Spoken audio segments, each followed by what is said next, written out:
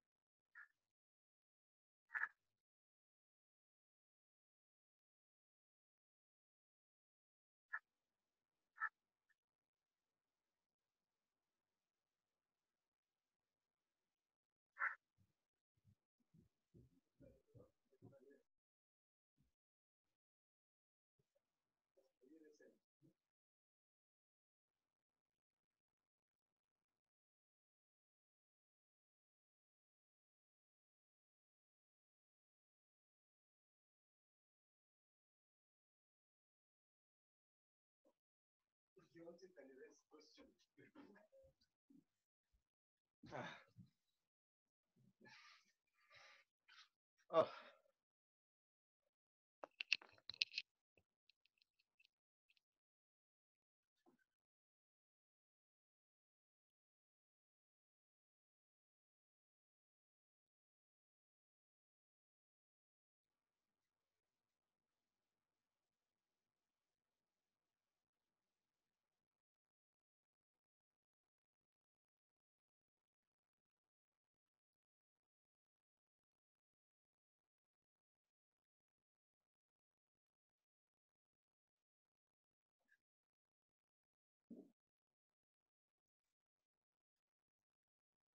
Good morning, Lucy.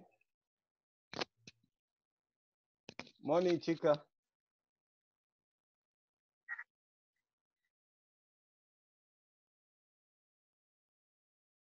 Morning, Chris. Good morning.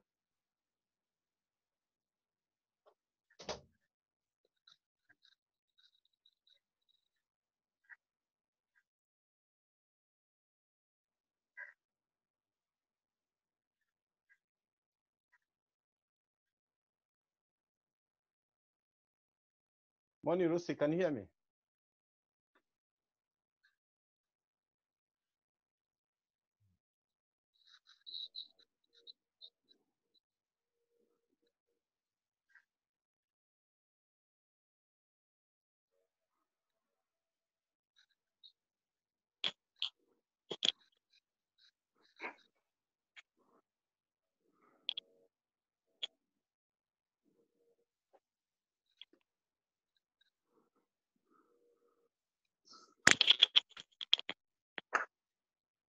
Morning, Chika.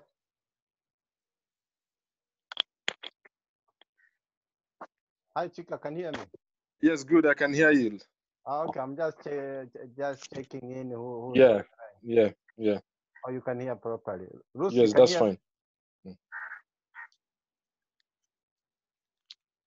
Lucy, can you hear me?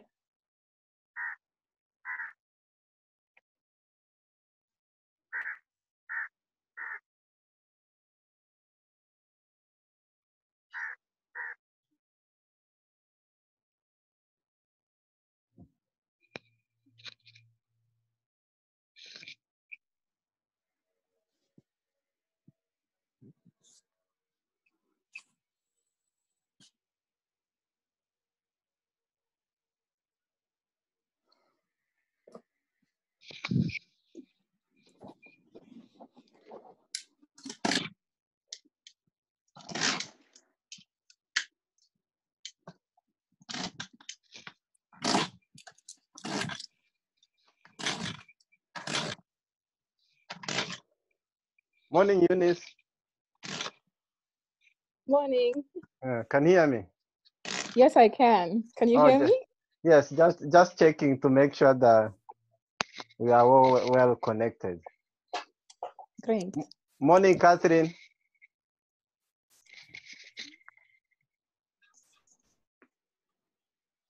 Morning, Catherine. Yeah, you can hear me, eh?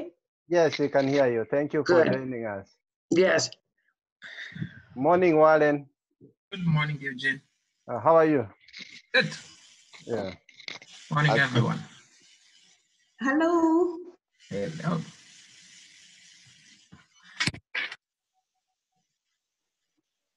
We're just waiting for one speaker, and then you can just 1 minute, and then we can just kick off.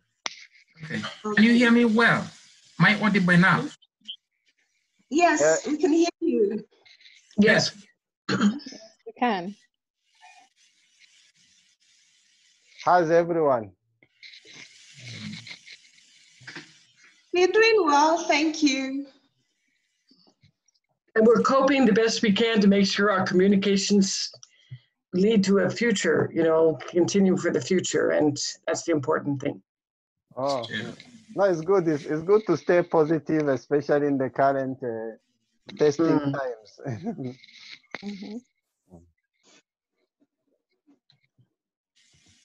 Chisano, can you hear me? Hi, Eugene. Yes, I can. Okay, yeah. I think Rusi, can you hear me? Yes, I can hear you. Thank you.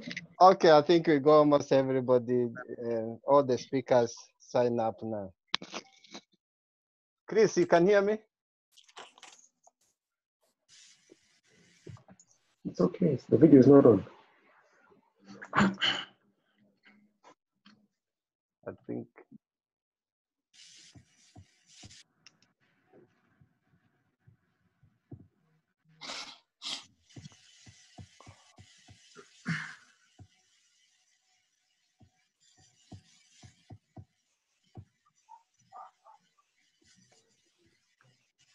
But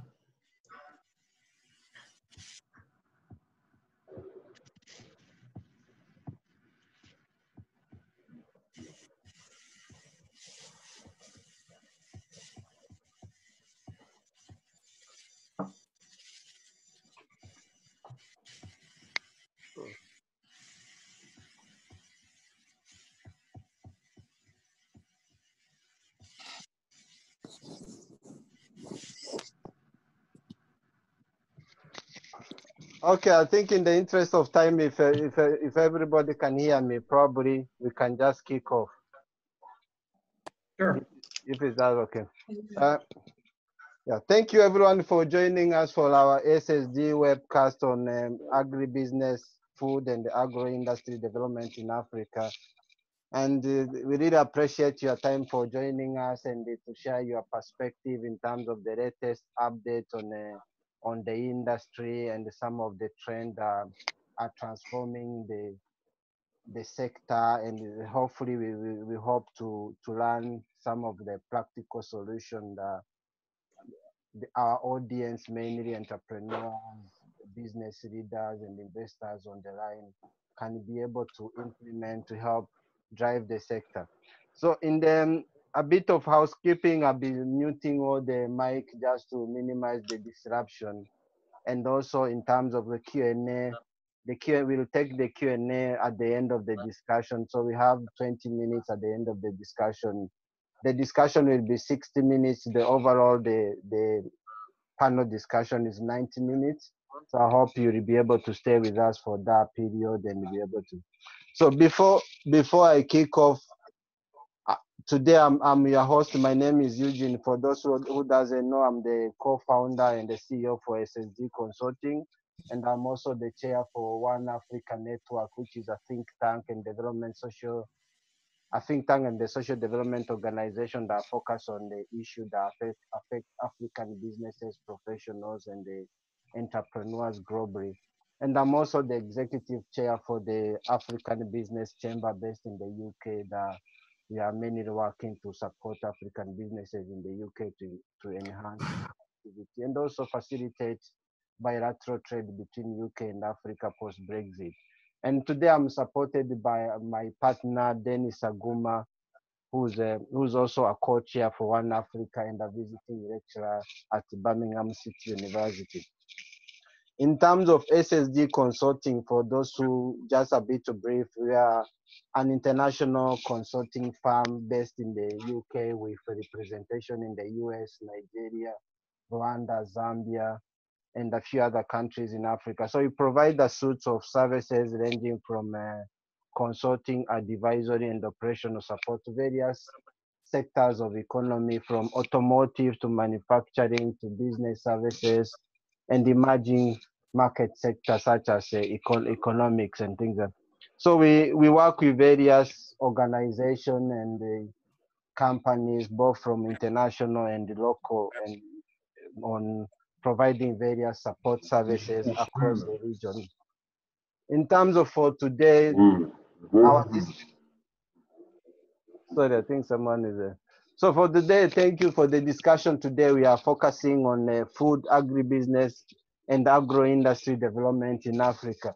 Just to set the scene in terms of where we are at the moment, we all know C-19 has been a global health crisis and a tragedy to millions of people, depending which region you're in. But in the West, it has been a disaster. Our thoughts to everyone who has been affected, and I hope everybody on the line are well and safe.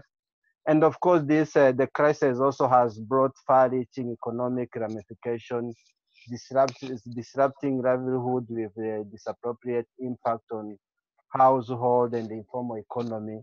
And also it's a looming threat and a challenge to food security globally. So there's already many discussion in terms of how COVID-19 will impact the food supply chain across the globe. And we've seen some headlines.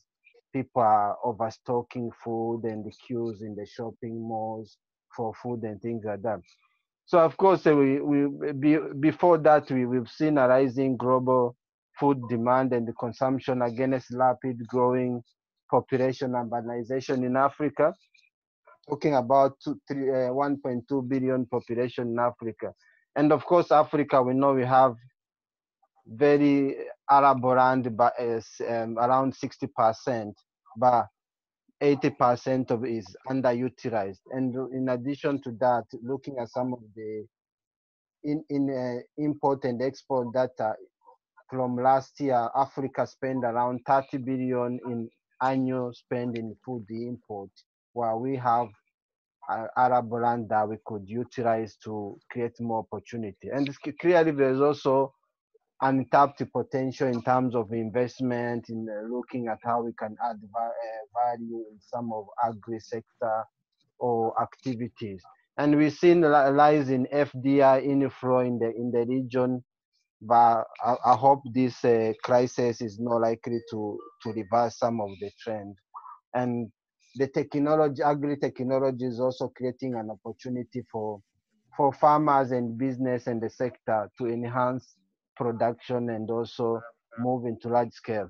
And of course, in addition to that, there's inherent risk which range from climate change to land degradation to low mechanization across Africa, weak policies that are not supporting the industry growth, inadequate infrastructure, especially transport of goods from the rural area to the market, and weak distribution. So these are some of the major headlines.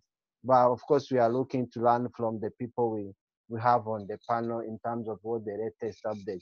So the objective today is mainly to provide latest update in terms of the industry and the sector, and the practical solution and guidance for those who are operating in the industry, key things to look for to enhance productivity, or for investors who are looking to invest into the region or in the sector where the opportunities lies, and how they can manage some of the risk.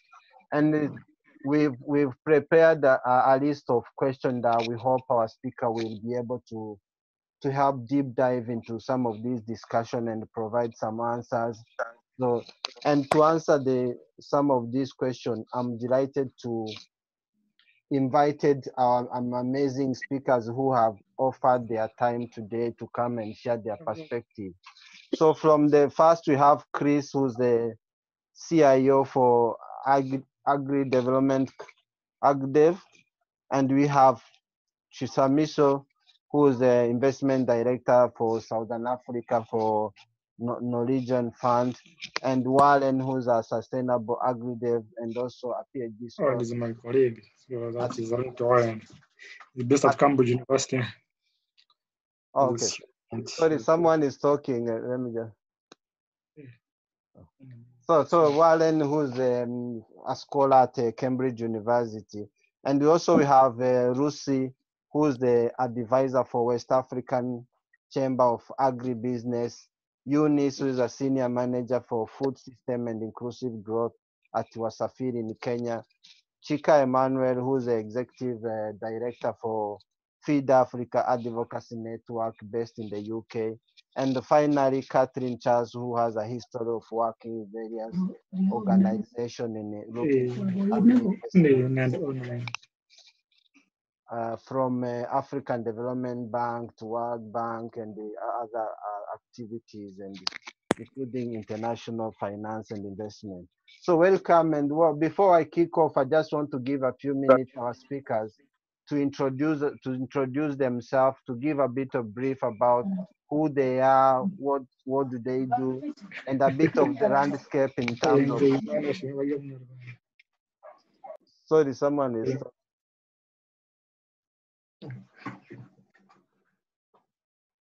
So to give a bit of brief about who they are, their background, and how give a bit of insight in terms of how COVID-19 has disrupted their business or work as usual in terms of the latest trend at the moment. So if I start with Chris. Chris, can you hear me?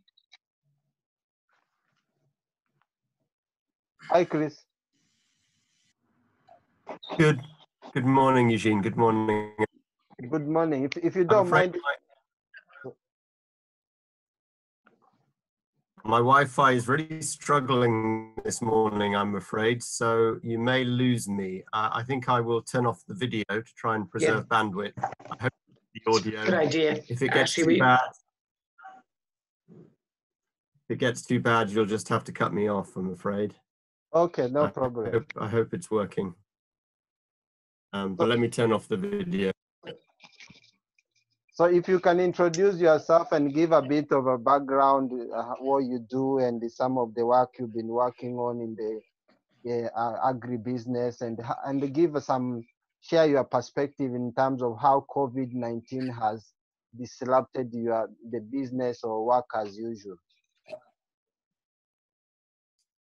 Sure.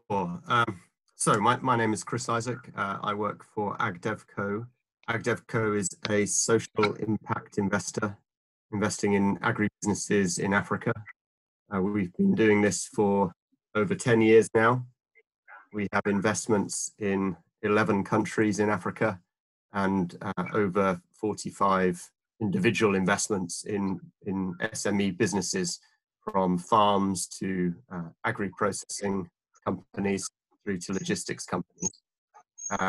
We have invested around $150 million to date, and we are continuing to invest at a rate of around $30 to $40 million per year, at least before COVID. We'll have to see what impact that has on our ability to make new investments going forwards. We are backed by the UK government, and our mandate is one of development. So our aim is to create jobs, to build industries, to drive economic development. We take very seriously the need to monitor and track the impact that our businesses deliver in the communities, be that jobs or opportunities for small farmers to access markets and sell their goods profitably. We work alongside many of the development finance institutions, and it's good to be back in touch with Chish from Norfund, who I know from times past in Mozambique. Very briefly about me, I mean, my background is a mix of farming. I grew up on a small farm in South Wales as a boy. I didn't expect to find myself working in agriculture, but here we are. I studied economics at Oxford and LSE, and I started my career in finance in London. But for the last 18 years now, my professional life has involved working in Africa. I spent 2 years working in Namibia, in the Ministry of Finance as a young economist. I have spent time living in Mozambique, where we set up Agdevco's first office, and I've worked in more than 20 different countries across Africa. So it's where my interest and passion lies, and where my knowledge lies. I don't think I'm qualified to do anything else now. I'm an agriculture Africa specialist, and I've been with Agdevco since day one. Eugene, I didn't know whether you wanted me to go on and sort of give my sort of answers to the questions, or you wanted to go to the other speakers first. Let me go to the other speakers, and then we can now go trying to answer the question after everyone else has introduced. Thank you, Chris, for that brief introduction. Of course, we look forward to learn from you and some of the experience working in the region. If I go next to Chisamiso, welcome, and if you can introduce yourself also, give a bit of a brief in terms of some of the things you have, some of the work on the portfolio you've been working on with Null Fund, and a bit background about yourself and how the situation at the moment in Mozambique. Okay, thank you very much, Eugene. Thank you for the opportunity to be part of this. As you say, I work for Null Fund, which is the Norwegian Development Fund for the Norwegian Investment Fund for Developing Countries. We have a mandate that is very similar to what Chris just shared. They do at Agdevco, and just good to be back in touch, Chris. But we're a little bit different in that we have other sectors we invest in. We also invest in clean energy. We also invest in banks and financial institutions. However, I am an investment director who's responsible for Southern Africa and for the agribusiness and manufacturing sector. So very specifically with regards to this panel discussion and what we're doing, we are stationed in 3 countries in Africa. We have an office in Accra in Ghana, which looks after our West African investments. We have an office in Nairobi, which looks after our East African investments. And we have myself currently in Maputo, looking after our Southern African investments. In the agribusiness and manufacturing sector, we basically are saying our mandate as Null Fund remains the same, which is to advance economic development through providing secure and sustainable jobs, but also through providing required or necessary sustainable finance to our investees. And of course, if we are investing in certain companies, SMEs, once they become more secure and they're able to succeed and go to the next stage of their growth cycle, then obviously the economies we're also investing in also become secure and move forward. So knowing and understanding the facts that you gave, Eugene, about the background of Africa, that there's so much agricultural activity happening, but much of it is not happening at the right stage or state, or is not being funded with the required funding. As Null Fund's agribusiness and manufacturing department, what we are designed to do is to join alongside SMEs that are existing in Africa that require growth capital, or that want to achieve certain strategic growth objectives. We partner alongside them, providing not only capital, knowing that sometimes it is capital that an entrepreneur needs, but especially where it is closely held or family held companies, sometimes they actually need more than capital. They need support assistance, they need governance structures put in place, they need a new level of thinking of agriculture as a business that they may not have had before, and that's part of what we also bring and provide. In terms of my background, I'm a trained chartered accountant. I worked with Coopers & Lybrand and Ernst & Young, and I've also worked in industry and commerce, worked for some agribusinesses myself before I started working for Null Fund, and I've set up and run farms myself. So I would like to think that I might have a bit of an unorthodox understanding of both what happens on the operations side in terms of agribusiness as well as on the funding side. I'll leave it at that for the time being. Thank you. Thank you, Chisamiso, for that brief introduction. Clearly, of course, you have quite a broad experience working in the agribusiness, and we look forward to learn from you further. If I go next to Wallen also, if you just do the same and introduce yourself, who you are, some of the work you are doing in terms of both the AgDev and also probably, I don't know if it's aligned to your PhD research in the agribusiness in Africa. Welcome, Warren. Thank you very much, Eugene. I'm happy to be part of this panel. I'll straight away go into who I am. I'm born and raised in East Africa in a strong agricultural household. So I started farming at a very early age, probably 8 to 10 years. If you're born in Africa, you understand what I mean. Then I went on, that inspired me. I did my bachelor's in agriculture. Then I specialized in crop science and looking at crop protection. Now I'm doing a PhD still in the same area. I'm specializing in agriculture and crop protection. I'm expertise in sustainable agriculture in sub-Saharan Africa. I've worked with over 15 sub-Saharan countries for the last 15 years, doing a PhD at an advanced age. I've worked Central and East Africa, part of Southern Africa and West Africa, working with the international research agencies. I worked with CIAT, that is the International Center for Tropical Agriculture.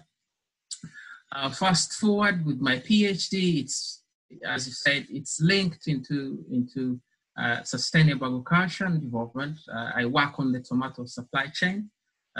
In simple terms, I'm trying to help farmers compete favorably with other stresses like pests and diseases, things that compete for your lunch.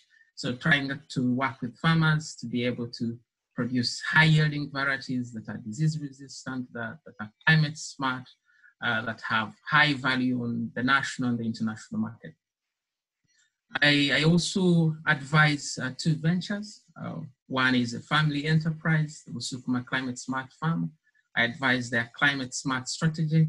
I also advise a UK registered charity that is doing work in East Africa, major in Uganda, supporting rural households, especially rural women, with microcredits to invest in agribusiness. So I help them align their agriculture strategy and investment. I've worked with them for some time now. As far as COVID is concerned, like everyone, we are stuck. People are in their households at home. Even when the agricultural sector is open, farmers are struggling to access inputs. We're having that challenge, especially the farmers that we work with. We had plans in pipeline to engage in a large scale project, but it is on hold until October. Hopefully, the social distancing measures are a bit relaxed in East Africa. And basically, that's what I do. Welcome, Warren, and thank you for joining us. And hopefully, we hope to learn more some of the things you are doing as we go along with the discussion. And if I go next to Lucy, Lucy, can you hear me? Hi, Lucy. I think you are muted. Hello, can you hear me? Yes, I can hear you. Oh. Can you see me now? Yes, we can see you and we can hear you. Welcome. And if you also take a few minutes, 1 or 2 minutes to introduce yourself, who you are, tell us a bit more about West African Chamber of Agri, some of the things you've been doing as part of the introduction, that would be great. Thank you very much. As she said, I'm Lucy Ekwia Chedekwenu. I'm a Kenyan Ghanaian. I was born in Kenya, but from Ghanaian parents. My father was a pioneer in microfinance credit unions in Africa in the 70s. He was in charge of 23 African countries and ACOSCA, which working for the World Council of Credit Unions. So the family is from the development field and we've been working in the finance sector for years. I advise a number of companies and a number of organizations. My company itself is Mel Consulting Limited, Micro Enterprise Linkage Consulting Limited. And I advise a number of companies, including the West African Chamber of Commerce, the West Africa Chamber of Agribusiness, sorry, the Chamber of Agribusiness Ghana, Agripool, which is a digital farming platform, DigiX, which is a digital extension services platform, Farmhouse, which also helps in aquaculture, and a number of organizations. So for me, as an individual, fortunately or unfortunately, I'll say more fortunately, I won an award for the most influential woman in business and government 2019-2020 in Ghana and West Africa. So this spurs me on and challenges me to do more for MSMEs and do more for agribusiness. In the past, I've facilitated a number of financial transactions for smallholder farmers through several organizations such as the Finger Project, which was a USAID project in Ghana. Currently, I'm facilitating another financing agreement with a private investor to helping not smallholder farmers alone, but associations and agribusinesses in Ghana. So my work spans from MSME development through agribusiness, and my passion is in agribusiness. So that's what I do, and I'm happy to be here and to participate in this wonderful discussion. Welcome, Lucy, and also we look forward to learn more some of the things you've been doing and also provide some practical solution in some of the challenges we are seeing. And if I go next to Eunice, if you can hear me also, please introduce yourself quickly and also give us a bit overview in terms of some of the things you're doing in the food system and inclusive growth at Tiwasafiri. Sure, Eugene. Thank you for the invitation to participate. Hello, everyone. Good afternoon. My name is Eunice Khaguli. I'm dialing in from Nairobi, Kenya.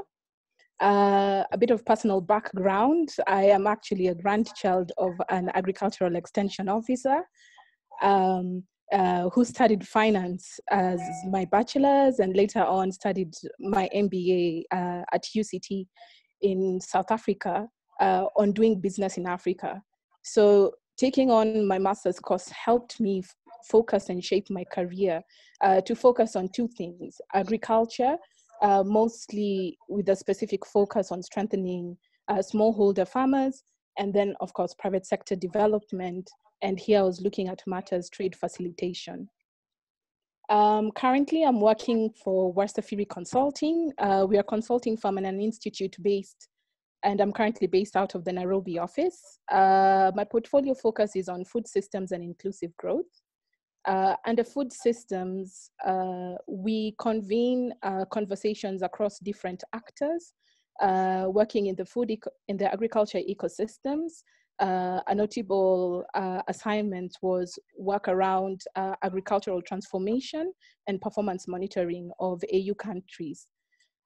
We also conduct a lot of work and services around gender mainstreaming and youth in agriculture. One of our big flagship programs is the Generation Africa, that has a collection of about 25,000 young agriculture entrepreneurs spread across Africa who are looking at innovative ways of linking agriculture and technology and of course enterprise to meet the current demand and also operate within 21st century. So I'm happy to be on board and I look forward to our participation. Thank you, Eunice. Great to have you. And if I go to next to Chika. Chika, if you can hear me, also do a quick brief introduction, who you are, and tell us a bit more about Feed Africa Advocacy Network. Hi, Chika. Able to conserve my bandwidth a bit of not too stable at the moment as well. So my name is Chika Okeke. I'm the Executive Director of Feed Africa Advocacy Network. Feed Africa Advocacy Network is a non-governmental organization, and we are focused of course, from our name, we are focused in policy advocacy.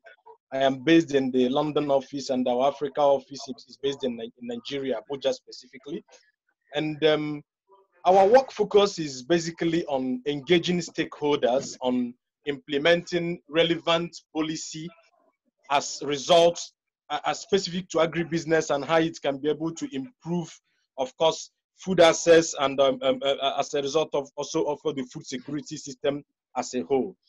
In Nigeria, our focus essentially is on policy and helping the government to be able to implement key policy initiatives that will be able to strengthen the entire food system. And for this, quite of course, also engaging the National Assembly and lawmakers to be able to get to put in a couple of bills that is key in seeing the agribusiness sector in Nigeria to be able to, of course, get to the next level. And beyond our work with the government, which is at the moment we're working about 4 different state governments in addition to the federal government, our interest is also essentially on the farmers themselves. We have a specific interest on extension, agric extension, and helping farmers to be able to get the right knowledge and information that they need as a result, yield and productivity. And in that respect, over the past 3 years, we've been implementing a key program in Nigeria, which is known as the Farmers Town Hall. The Farmers Town Hall is an annual program that extends agric information, extension, and key knowledge to farmers, which, of course, we know the gap in agric extension in Africa, 1 to 10,000 farmer extension to farm, agric extension worker to farmer ratio, 1 to 10,000. In Nigeria, it's as bad as 1 to 12,000. And so we are doing the much that we can to be able to bridge this gap through the Farmers Town Hall. And a key aspect of our work is also digital extension. Currently, we are partnering with Precision Agriculture for Development to be able to engage farmers and improve their reach to extension services through of course, through the digital extension means. With the COVID system, we are going to come to that. We can see that increasingly there is a need to be able to improve that system as far as agricultural extension is concerned. My background, I have a background in water resources geology precisely, and I've had over 10 years experience working with the public sector and also development sector in Nigeria. From the Ministry of Water Resources, I was a part of the River Basin Development Agency that redesigned the River Basin in Nigeria. The River Basin in Nigeria has the mandate of improving agriculture and also water resources in Nigeria. I also had a stint with the MDGs, the Office of the Senior Special Assistant to the President on MDGs in Nigeria, where we designed quite a couple of water resources and irrigation projects to be able to assist farmers. I was also a pioneer focal person for the EU Water Resources and Sanitation Reform Program in about 4 states in Nigeria, which also has a component of the water resources and agriculture. Of course, I was the founding executive director of Rural Water and Agriculture Initiative in Nigeria. So my interest for agriculture came from the water sector. And of course, over the past 10 years, specifically, I've been working in Nigeria to help to improve this process. And that's also what we've been doing with the Feed Africa Advocacy platform. Thank you. Welcome, Chikang, and good to have you. And finally, if I can go to Catherine also. Catherine, if you can hear me, if you can introduce yourself and give a bit overview in terms of some of the activity you've been doing, especially in the agribusiness, finance, and the investment across the region. Hi, Catherine, can you hear me? Hi, Catherine. So I'm here now. You can hear me now? Okay, yes. Good. Yeah, I had it on mute to save a little bit of the bandwidth space. Anyway, I am definitely very delighted to be here today and to be included among the panelists with some really very, very, very interesting backgrounds. And I started my career in development economics and finance. I was working quite a bit actually in Latin America on SME development and B2B relationships, making sure that the SMEs had a chance to talk to each other, share information, and be able to design programs where they could then become stronger through linkages with more commercial markets. Later in my career, I was introduced to the UN Economic Commission in Africa through my professor at the University of Geneva for a program to do a major study on regional economic integration. And this was way back in 1994, which was fascinating because the first annual report on integration in Africa came out, and there was a focus again on different sectors and different RECs, regional economic communities. What are they doing to try to move the continent towards now what we call the African Continental Free Trade Area? And it was my introduction into Africa, and I decided I'm just going to dedicate my career to this forever, if you will. Much like the first speaker had mentioned, Agro, once you get involved, you get very involved. And luckily, I had a chance to spend, fortunately afterwards, a lot of time in Botswana, working with the SADC countries, not only on regional economic integration, but also strengthening competitiveness of the SME sector. How do we strengthen the competitiveness of the SME sector? There's so little capacity building. There are a lot of tools that are unavailable. Information's not there. The linkages to the markets are not there. And the information and that help them to be able to talk about exports. I mean, that's something way far off the line. But we worked very closely with a number of local associations and business associations and others to be able to build and at least start the basis and foundation for the building of the competitiveness.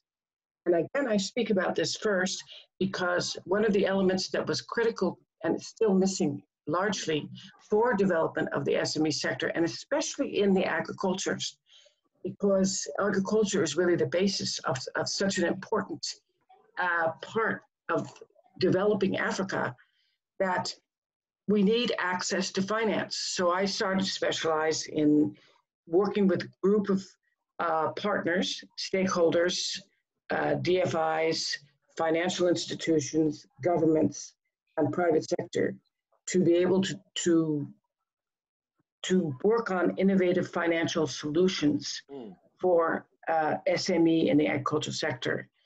And one of the really interesting case studies was in Ifakara in northern or mid-northern Tanzania, where rice farmers were, for the first time, looking at attempting to work with a warehouse receipt scheme. And so we designed a method where we worked with partnerships at the local level, including the financial institutions and the SACCOs. And I was the go-between between the NGOs and the farmers, and then going to a specific bank and then obtaining the credit approval to be able to do the warehouse receipt scheme. This was to demonstrate as an example that this type of innovative finance mechanism actually can really work and can be done only if everything is done fundamentally on a platform that where all the partners involved, including the government, the warehouse management, we're all on the same, somehow on the same page. So I made a presentation in Geneva in 2018 at the Institute of Haute Études Internationales at Genève, and it was well received. And I think people really learned a lot about how, you know, when you work really in a concerted way in Africa, that, and especially as a, I'll be honest, as an expat, I didn't feel as an expat. I felt as though I was part of the family because I was the only one dispatched to the field, and I was working so closely with my colleagues that it was such a wonderful experience because we were all sharing knowledge with each other and a lot of the trials and tribulations of this. Then I decided to also move on and include agribusiness finance into the portfolio of activities that I'm currently engaged in. And I'm affiliated with several companies in the UK that are looking to finance startup and medium-sized SME. Most of them are in between the two, to be able to help them access to finance both on equity and debt level. Because when I saw the institutions that I was working with, for example, the National Microfinance Bank in Tanzania, among others, you know, how they were looking at the agricultural sector and really saying, is this really a business? Can we really take the risk? And there's such a high transaction cost for what is going to be the margin and the long-term scalability of this. And now we have a program where we're trying to develop this with a number of other organizations where you can see the long-term scalability of even a small investment that is done in collaboration with other partners to help those SMEs specifically in agriculture sector. Now, another aspect of this is looking at the bottom of the pyramid, which is, I know, an overly boring term, but the point is it's not a fair term because those are the smallholder farmers that need access to simple, affordable technologies that can help them actually engage in climate smart agriculture. And I've founded a company that is going to be working on a very simple hoe, a simple dryer, and a cargo bike specifically for Africa. And we're developing a number of different products that have already been tested. And why I say this is I think it's really important in this forum to see how we can link the smallholder farmers' capacity building needs, technology needs, digitalizing, to being able to become viable businesses, and that will help really Africa, I think, really come up. And I just am delighted with the way this discussion is already developing in terms of the introductions from the other panelists, and I look forward to working with all of you on these. Okay, thank you, Catherine, for the introduction. So if I go to Chris and then Chasimir and then come back to Catherine, if we look at the global economic perspective, we know agribusiness is a key driver for economic growth and transformation, but still struggling. Chris, if you give us an overview to help answer some of the questions in terms of where are you seeing some of the investment, FDI, how can we transform the economy through agri, what are the challenges and the risk? And then probably help us to answer some of those questions that we put on the agenda.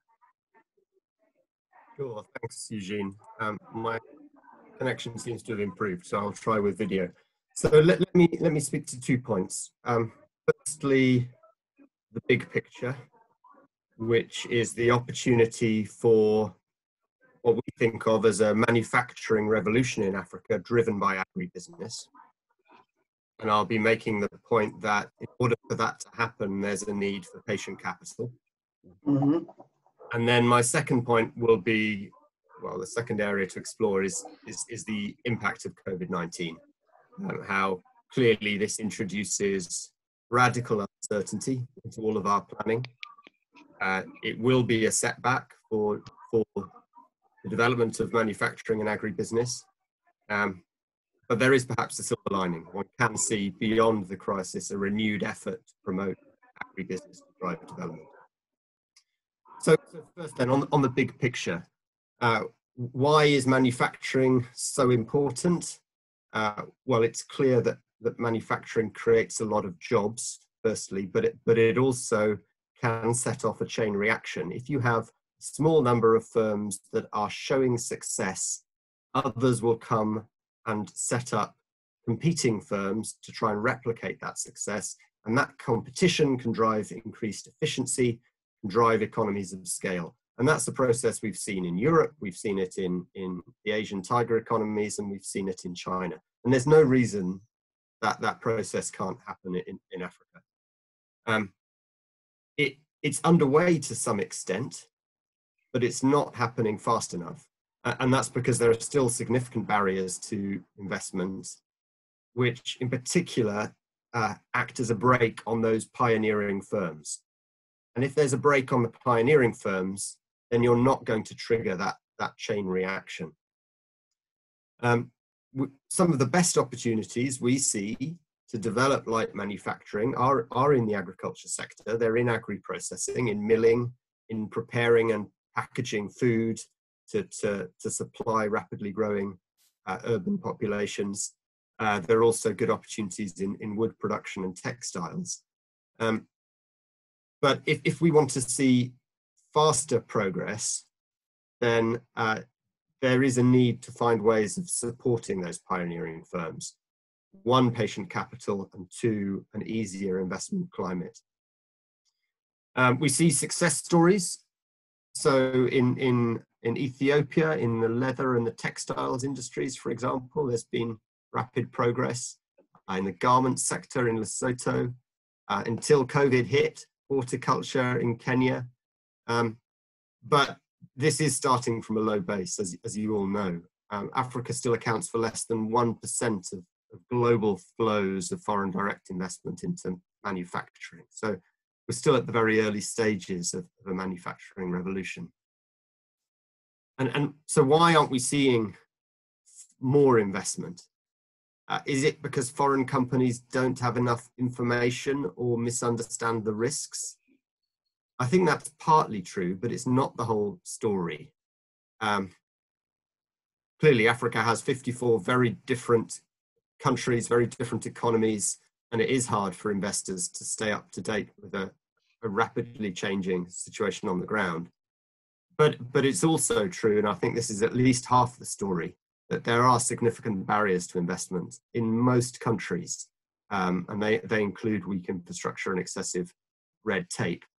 I mean, in our experience over the past 10 years, and I'm sure this is shared by other speakers on the panel, those who are in the investment space,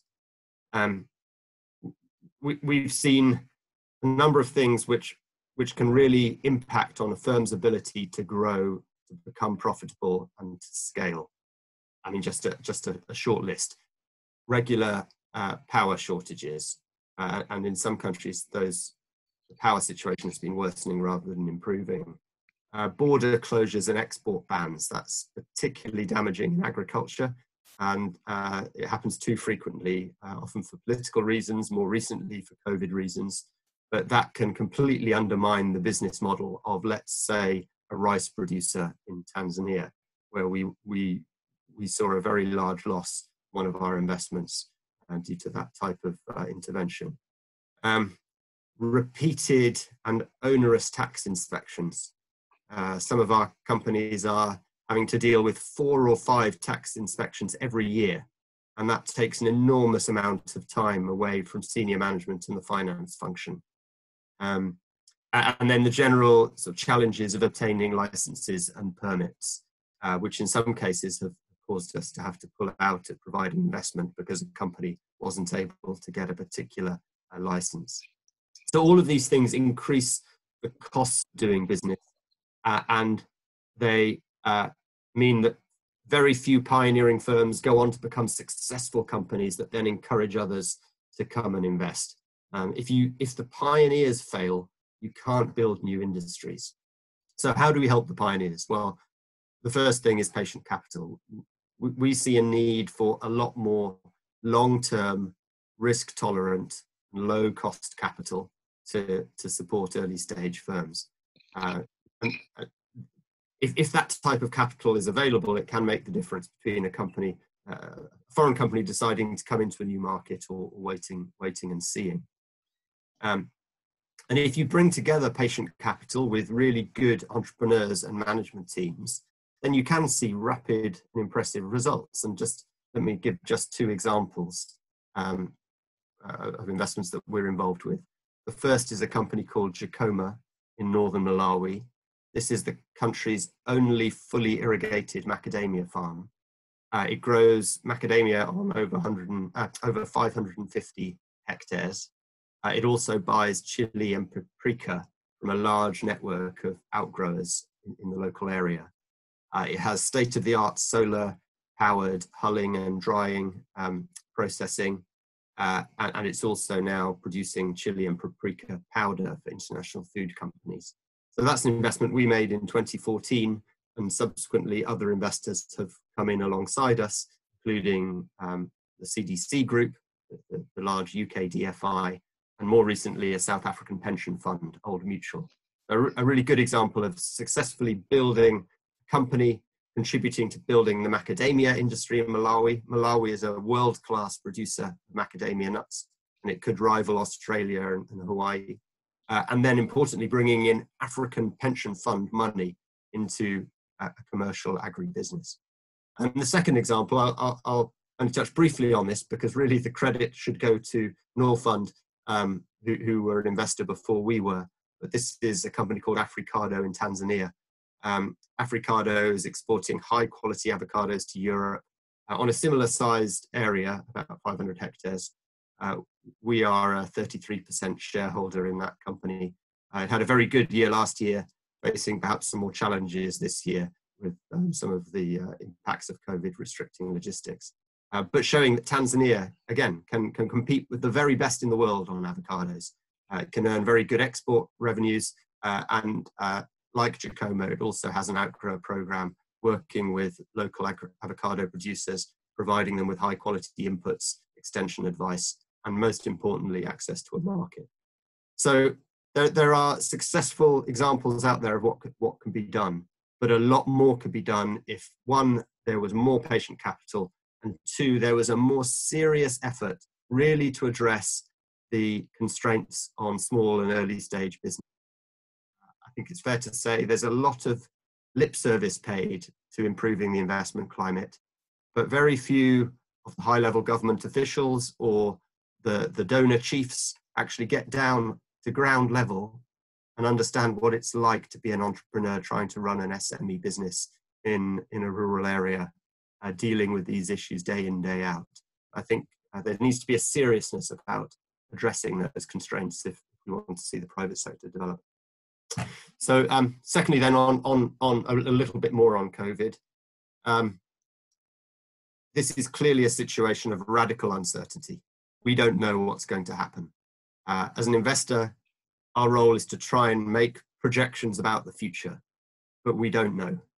The potential outcomes here range from, at one end of the spectrum, a relatively short-term, still serious, but a short-term recession, to, at the other end of the spectrum, many years of disruption. So we're having to deal with that uncertainty as best we can. Clearly, there's going to be there has already been an immediate impact on remittance flows, on FDI flows, on liquidity in the banking sector. This is going to be a major setback for agribusiness, as it is for other sectors of the economy. And many firms which were already struggling will fail. I think we should be realistic that the DFIs and other impact investors are only going to be able to play a limited role in helping to fix this, because all investors are firefighting problems within their own portfolios at the moment. And they simply don't have the balance sheets to be able to come and bail out struggling companies in perhaps the same way that some governments in wealthier countries are doing. So this is going to be painful for some time, but I think there is reason for optimism. If and when we come out the other side of this, if there is a renewed focus on the importance of the private sector, of SMEs, and in particular of agribusiness, if we get more patient capital and we get a more serious effort to address the constraints on pioneering firms, then you could see new companies emerging very quickly, creating a lot of jobs and building industries in Africa that can be world beating. I'll stop there. Thank you, Chris, for the broad overview in terms of the agribusiness in Africa. And also, it's good you highlighted the key things, especially investment in manufacturing. Of course, the manufacturing is a key to growth and to enhance productivity. And also, you mentioned some of the key things undermining progress, like government intervention. We've seen some cases in Nigeria, sorry to say, where they've crossed the border and affected them. Tanzania is another case. And also you mentioned patient capital with the amount of risk exposure, and we need to look long-term than short-term.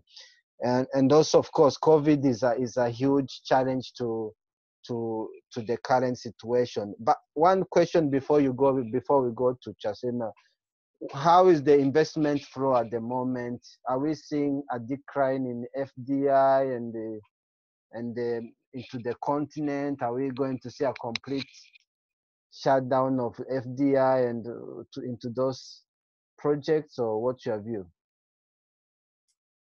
I think there will be a sharp decline in the short term. I think we're already seeing that in the statistics. Certainly, as AgDevco, we are likely to invest less than our original plan. Not a huge amount less, because we already have a number of investments that are quite advanced and we expect to be able to see through, but it's it's probably a 25 to 50% reduction in investment activity, and I'd expect to see that across all of the sort of DFI investors. But there is the possibility of a bounce back if COVID, if we can get past a first peak and there isn't a second peak, and or we find a vaccine, then within 6 to 12 months, there's the possibility now that investors are ready to step back in a serious way. Clearly is capital available. It's just that capital is going to be very risk averse until we know more about how this situation is going to develop.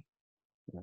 Thank you, Chris. If I go to Chisamiso, if you can hear me, do you agree with some of the key things Chris has highlighted, the RIP service to improve investment climate, some of the challenges in especially barrier to investment, or of course quite a lot of things in terms of manufacturing will be a key to improve agribusiness, and of course there are also the challenges within the supply chain from downstream to upstream. And what's your view, your thought, and your experience working in the region? Thanks for your question, Eugene. I think as I shared earlier, the background I've had has been a little bit unorthodox, but it's also helped me to begin to think through some of these things a little bit more in terms of the challenges we have as Africa. I agree in terms of what Chris has said, that there's a lot of lip service in terms of African investments and what people are doing.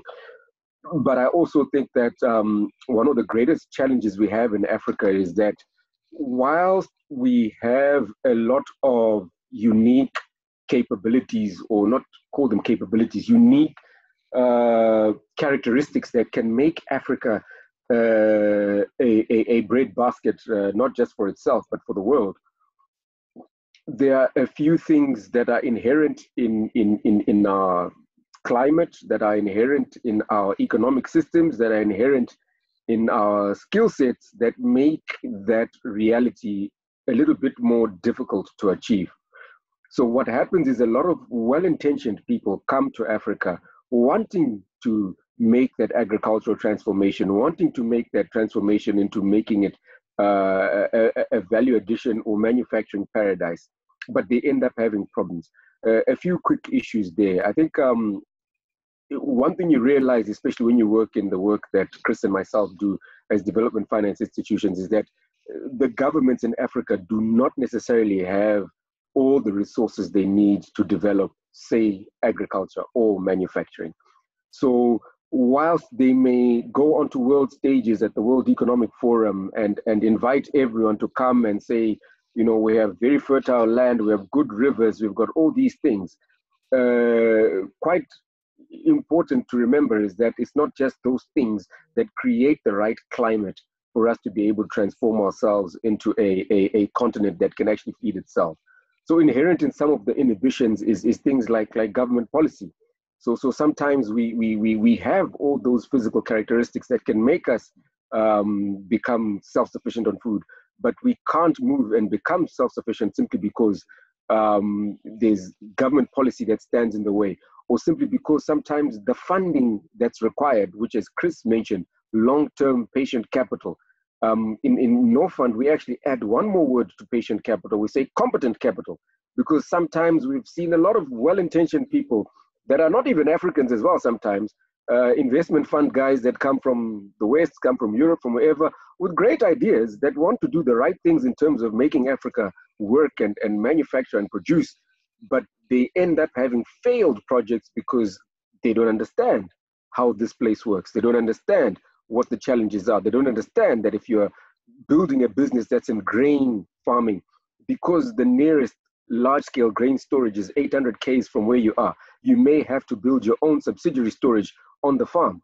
And because they don't plan for those sort of things, then sometimes that investment may fail. not because our hearts are not in the right place, not because we didn't have the patient or long-term capital, but because there's certain competencies we didn't realize are actually needed to make these things work. So I would say part of why we have people talking more and sometimes doing less is because sometimes people become aware of the challenges and these challenges become insurmountable and they can't operate in them. But I also believe that part of it is because it takes more than just the right intentions to create an investment that is actually successful and functioning. It takes a lot of competence that goes beyond what sometimes the entrepreneur may think is just a lack of capital standing in the way. Sometimes there's a lot of other competence and management skills and a lot of lobbying with governments and making sure right policies are put in place so that everything comes together and then creates the right sort of outcome we want in terms of improved food security, improved food harvest, improved food production systems, and hopefully improved value addition in manufacturing systems. Let me leave it at that. Thank you. Thank you, Chasima, for, of course, clearly you've expanded it to patient capital to more competent, and of course you added a few other unique characteristics. If I go to Eunice, what's your thought in terms of, I know you wanted to comment about scaling up and diversifying agri as an option for economic diversification and the transformation. What's your thought? Do you agree with Chris and Chisamiso in terms of some of the characteristic challenges and barriers that are affecting the agribusiness, especially as an expert in supply chain system? Probably you can also mention some of the key things to improve the supply system. Thanks, Eugene. So yes, indeed, I echo some of the sentiments that have been expressed by the previous panelists.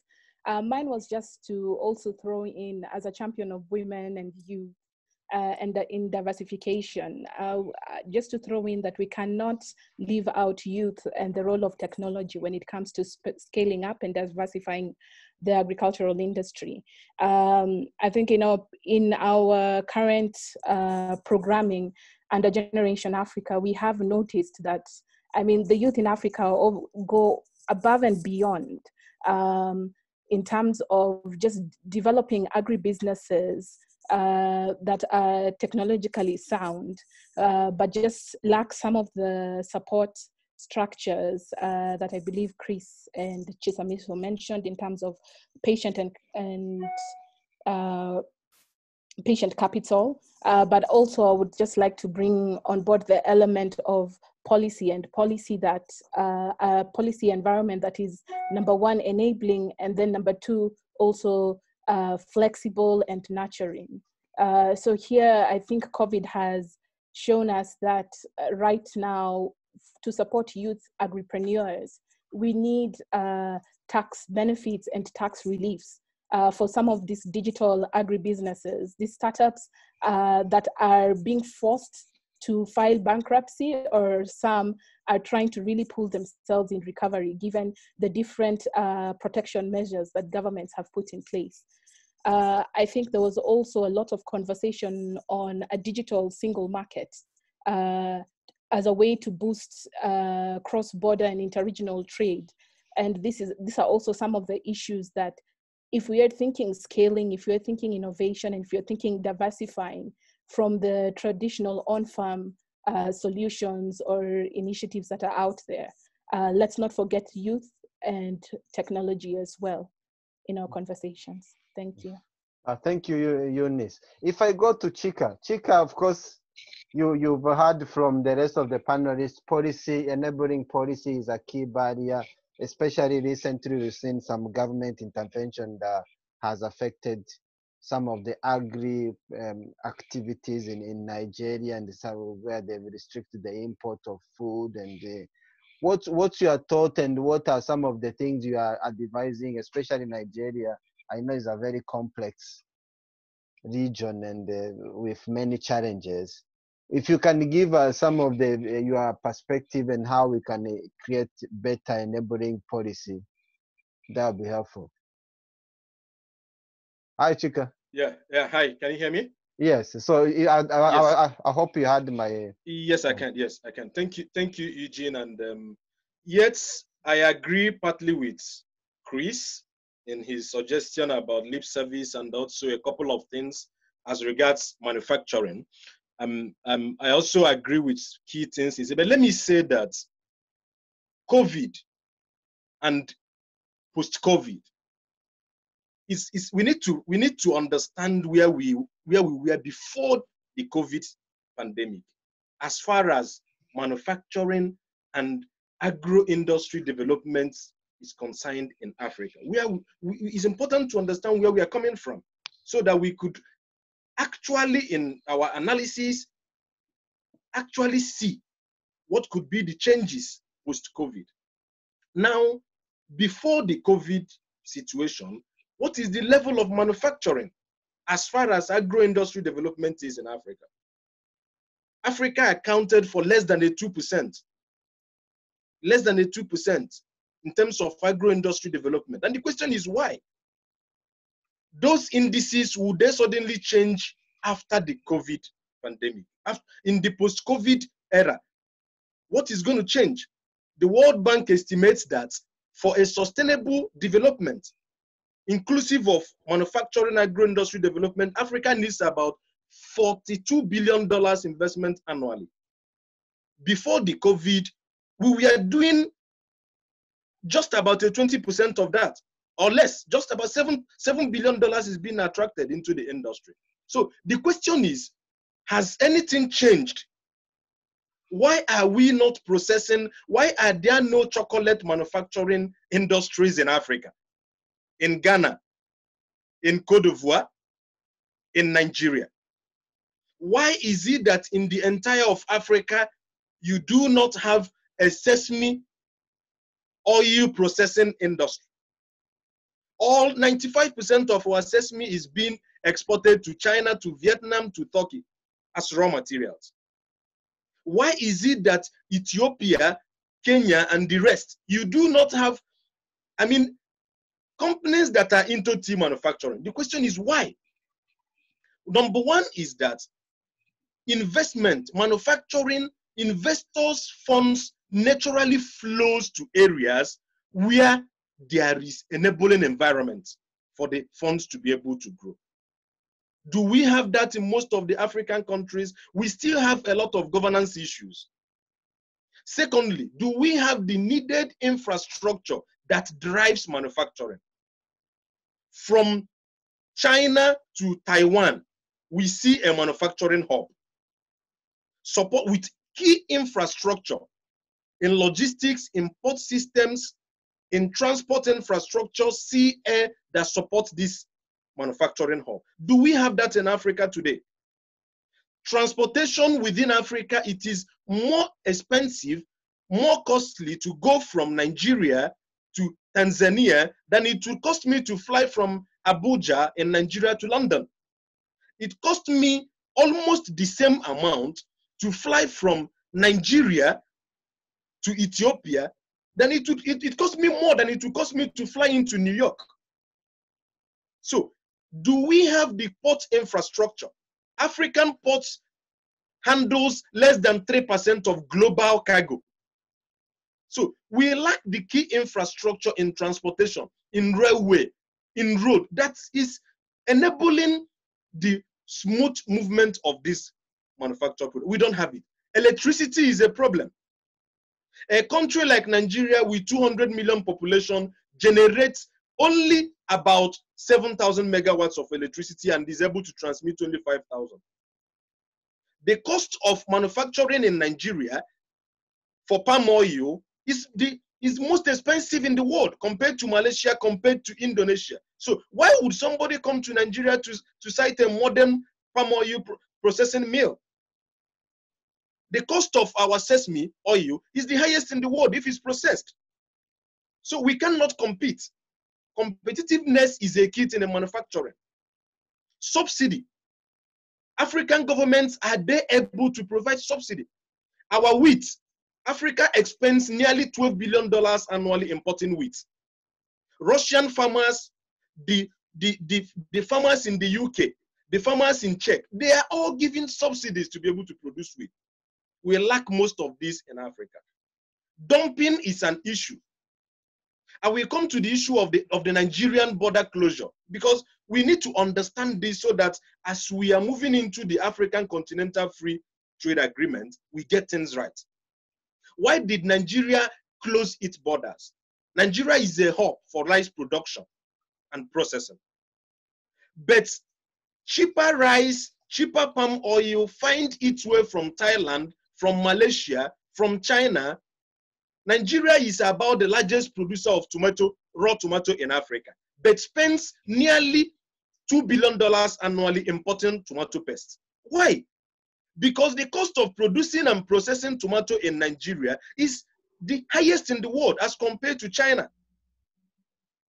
So, in order to allow industries in Nigeria to develop, the country needs to also adopt some protectionism to be able to save the local industry. In the case of Nigeria, there is what is called the ECOWAS Free Trade Liberalization Scheme, which allows all ECOWAS, Economic Community of West African States, to trade freely among each other.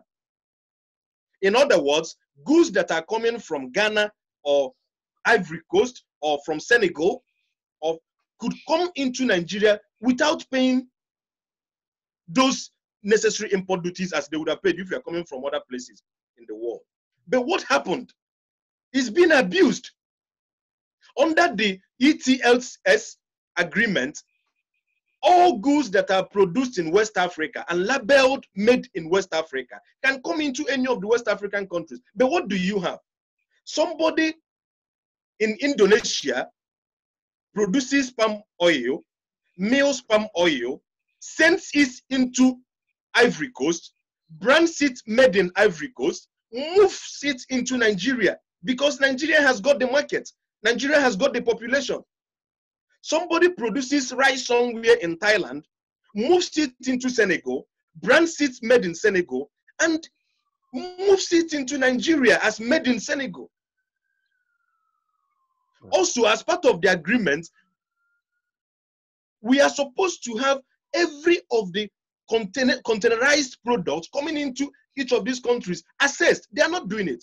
So, because of the porous borders, which of course in itself is another issue, Nigeria had to temporarily close these borders to allow the neighboring countries to be able to implement these trade agreements the way they're supposed to be. So, as we move into the African Continental Free Trade Agreement, it is important that Africa does not become a dumping ground. It's important that we get it right, that made in Africa becomes made in Africa and not made in Asia and branded in Africa. Very important. So if we have these things right, manufacturing will thrive. But we must get it right in infrastructure. We must get it right in policy as regards what is the tariff on imported products, what is the tariff. We must get it right in subsidies. We must get it right in, like I said again, key enabling environment that would naturally attract investment. So even the African continent as a whole, you must invest in Africa before you can attract FDI. Are we investing enough? We are not investing enough. So post-COVID, nothing would change.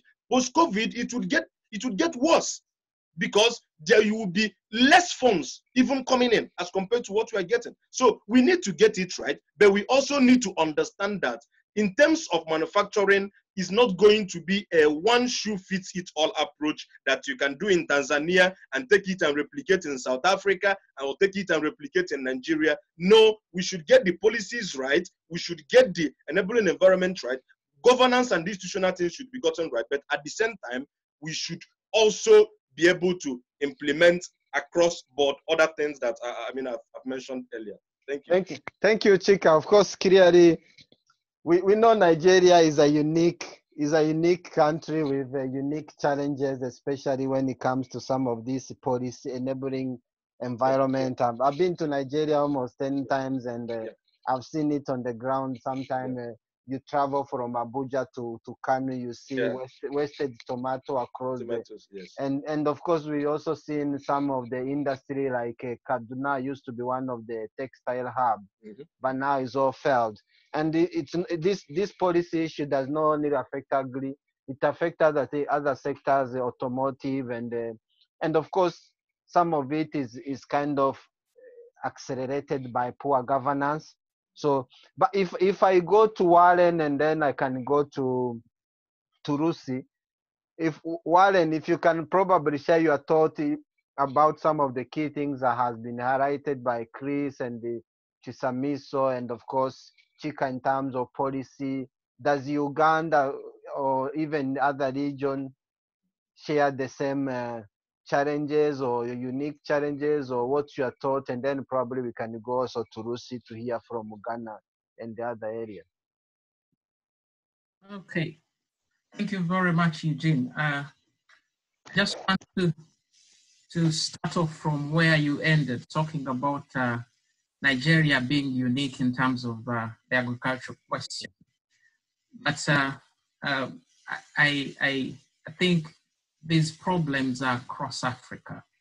Having had an opportunity working with the International Center for Tropical Agriculture, working in different countries. We work in 30 countries, and I have had a chance to understand the farming systems, the challenges across the board. So the challenges, if you see tomato being wasted in Abuja, the same is happening in Uganda, the same is happening in Burundi. Talk of coffee as well and other crops. So largely, by and large, I agree with the previous speakers from Chris up to Chika.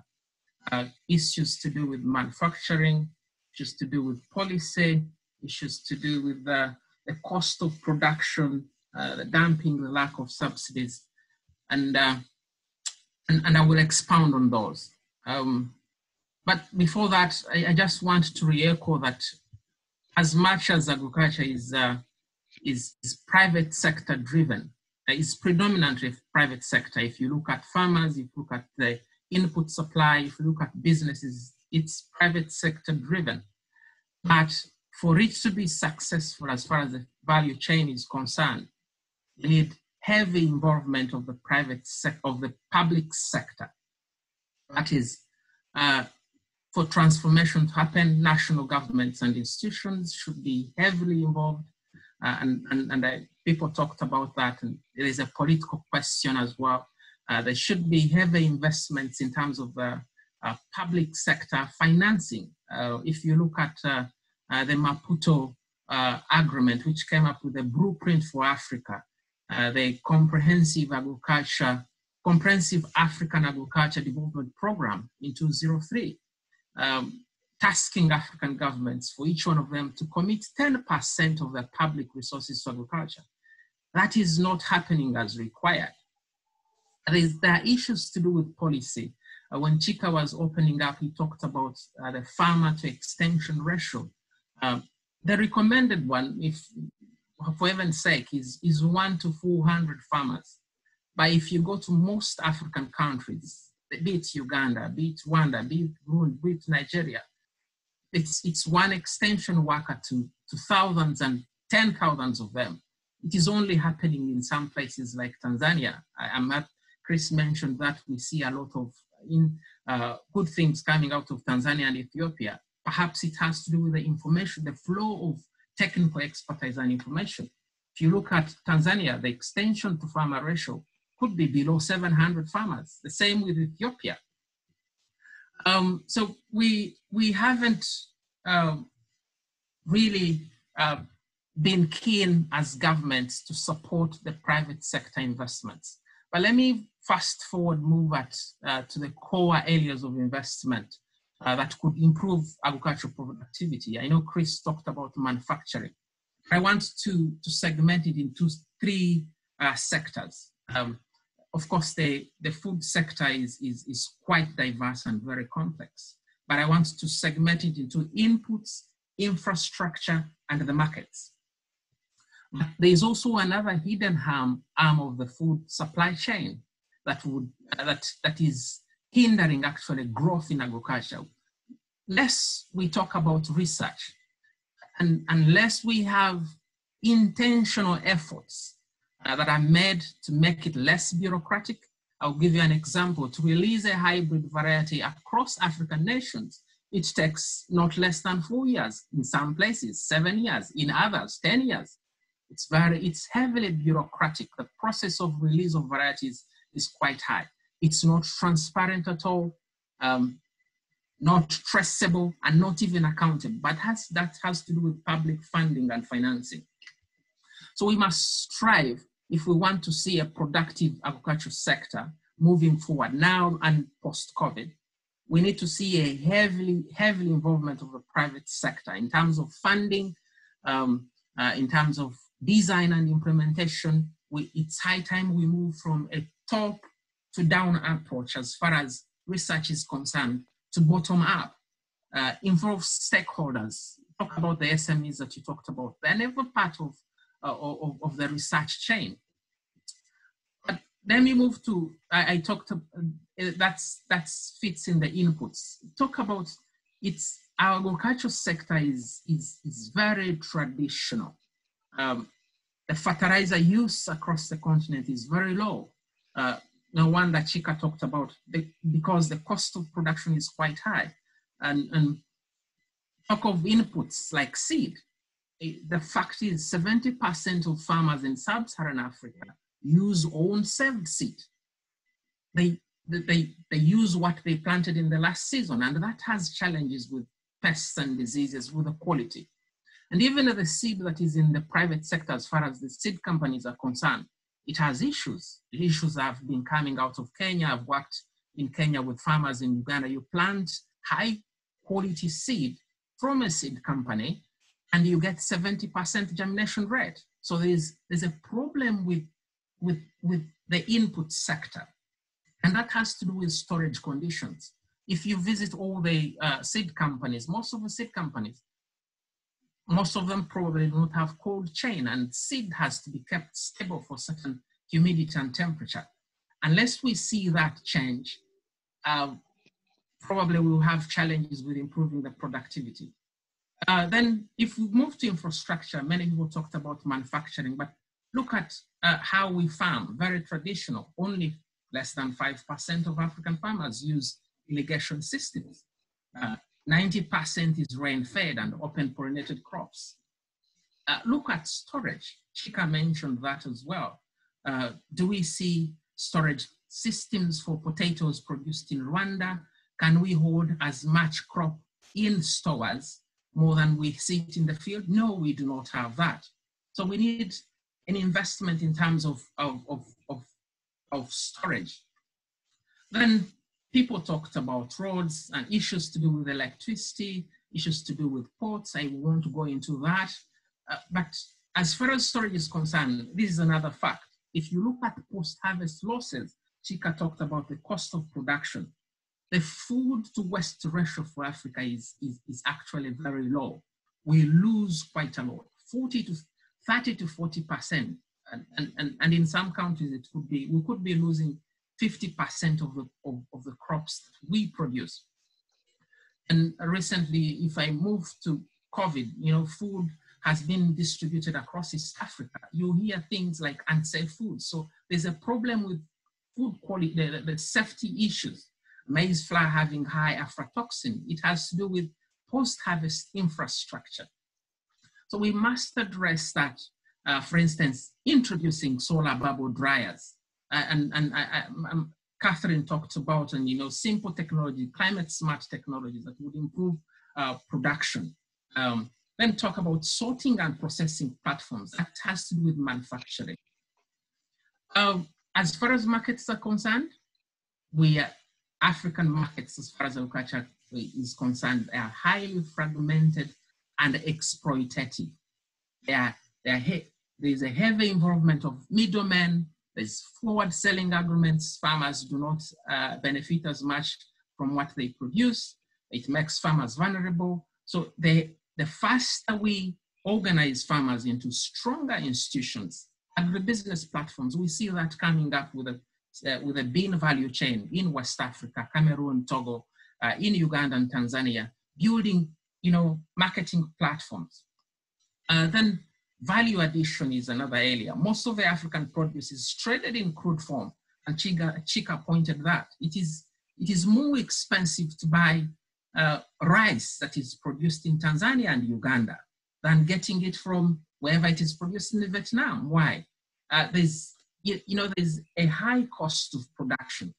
If we can have investment in that area and have governments heavily involved so that we can bring that down, then really there's a future as far as agriculture sector is concerned. Thank you, Alan, for clear you've added more challenges and in addition to what has been mentioned, ranging from food waste, of course, security. Some of the things puzzle people is we have challenges, food security issue, but at the same time, we are seeing quite a lot of food wasted across every area. Why can't we utilize this raw material to convert into more consumable food? And of course, you've raised the food safety issue, bottom-up approach, cost of production, yes, it remains high at everywhere. Sorting and processing is a challenge everywhere across the region. Weak farming organization and infrastructure, fragmented market. I'll come back to you when we're going to answer a few questions that we've received. If I go to Rusi and then probably Catherine. Rusi, what's your thought? How is the situation in Ghana? I know Ghana is one of the golden country doing well. Is it the same situation I was seeing in Nigeria or Uganda or Mozambique? Or do you agree with some of the key issues that has been highlighted by other panelists, or what's your thought? If you can be a bit more quicker, because it looks like we are quickly running out of time. Thank you very much, Eugene. I, in particular, wear a number of hats. I've worked in the development consulting field since 2002 as a development practitioner, development economist, and I've worked in the investment field since 2016 as in facilitating finance, and now I'm more into advocacy, working with the Chamber of Agribusiness Ghana, West African Chamber of Agribusiness, and also doubling up as an actor in terms of manufacturing cosmetics and a commodity trader, as well as agribusiness consultant. So I wear several hats, and I'm going to comment generally with all these hats in mind. Well, there's so much to be done in terms of Africa when it comes to discussing policy with the individual governments, or in Africa as a whole. There's so much to be done. There's so much to be done in terms of advocacy to ensure uniform systems, uniform policies, the right enabling environments to help agribusiness. And we as advocates, wearing my advocacy hats, have a lot of work to do. Coming to speak in terms of advocacy, governments are getting assistance, I must say. Several governments around Africa are getting assistance through international donor organizations such as the World Bank Group to trigger a better situation post-COVID and through COVID. And we must face facts. COVID has come to stay. COVID is a viral disease, and viral diseases don't just disappear. We have to adapt to viral diseases. So in doing this, we must position ourselves in a solution-oriented mindset more than dwelling on the problems. Talking about the different actors in this whole food and agribusiness community. Talking about the production actors, for example, production actors need so much assistance, and it's up to the other actors upstream to backward integrate to their preceding actors to help them and have synergy, and not relying too much on government, not relying too much on international donor organizations, not to relying too much on anybody else. We have to take our destiny in our own hands. We have to work synergy. We have to collaborate as actors within the food and agribusiness value chain and ecosystem. We have to work towards defeating this pandemic or adapting to this pandemic with a positive attitude in mind. How can we do this? Actors can forward or backward integrate in a win-win situation, and then as advocates, we can put our government on their toes to help them and enact better policies for continental trade or regional trade.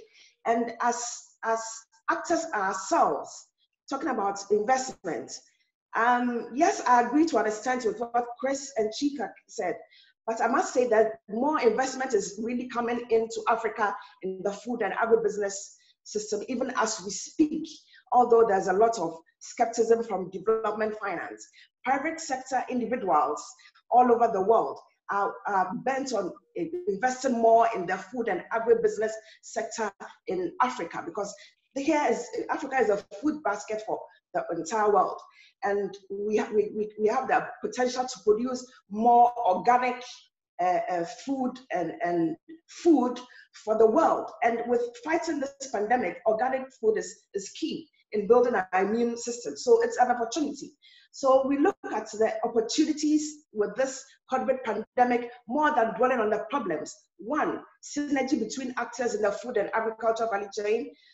In the part of advocates, we put our government on their toes to put in place better systems in transport, better systems in policy when it comes to defining our roles or our activities in the food and agricultural space.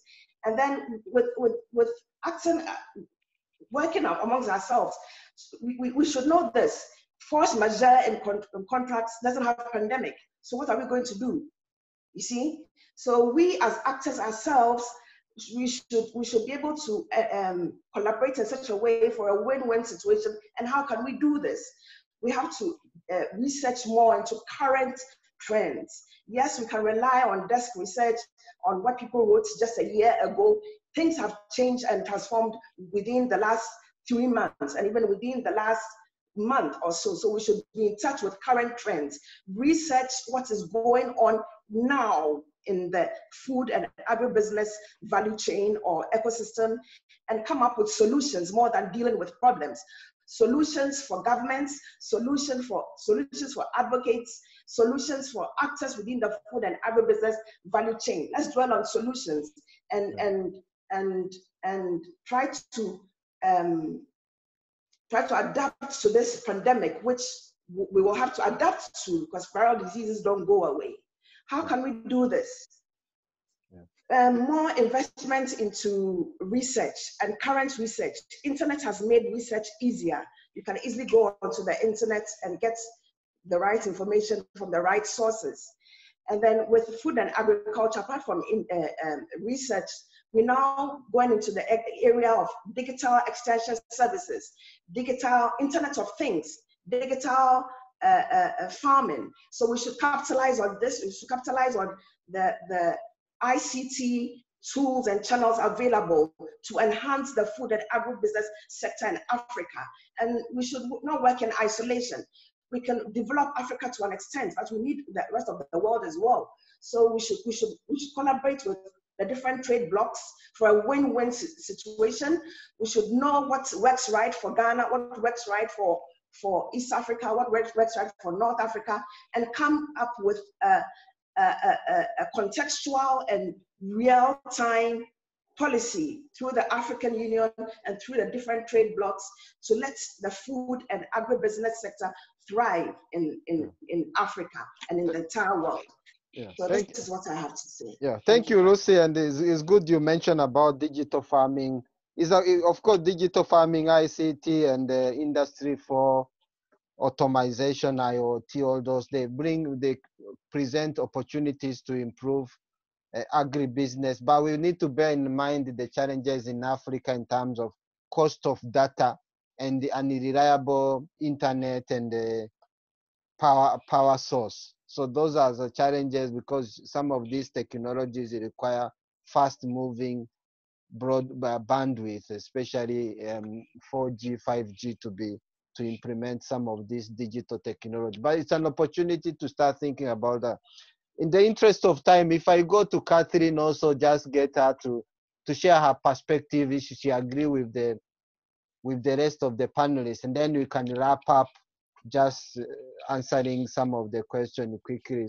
My apology, we've run out of time. Catherine, if you're still on the line. Yes, I certainly am. And I just want to say that you have a very good suggestion. I do agree with most of the panelists on the points that have been raised. And I want to emphasize the importance of building competitiveness in the agribusiness industry from the bottom up, through reinforcing the capacity of the smallholder farmer to be able to access technology, access finance, and also to build business that connects up to other more transformative processes, and to be able to focus on Africans' brands, different types of food brands that are made in Africa, and not exporting raw materials, and working towards that emphasis.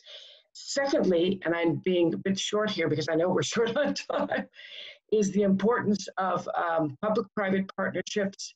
And also, I think one example of the technology for transformation in Africa that, for example, the African Development Bank is doing, to work with a multiple set of groups and organizations with whom I've had some interaction with on this thus far, to be able to spread, because Africa is a huge continent. So we have to look at how we're going to achieve our regional and also continental economic integration, but with the objective of focusing on strategizing on a national and regional level the commodities and value chains that have the highest ability of being able to compete not only in the region, but also for development for export markets. And I've been doing some research on this, and that's why all the comments that have been made, again, by the other panelists really come into play, because a lot of these aspects in terms of finance, national policies, regional and economic integration, and ultimately coming into the continental free trade area. But this must, I think, requires a more singular focus on how we take the complex actors within the food industry, producers, farmers, processors, distributors, and we make somehow the system needs to be more transparent, and the overall business environment, there needs to be a catalyst for creating a much more open business environment, so the investors with whom I am affiliated with will want to come in even more. And on a final note, I would like to say that on COVID-19, let us take into account how Ebola crisis and the SARS was handled. The Africans were able to overcome. We have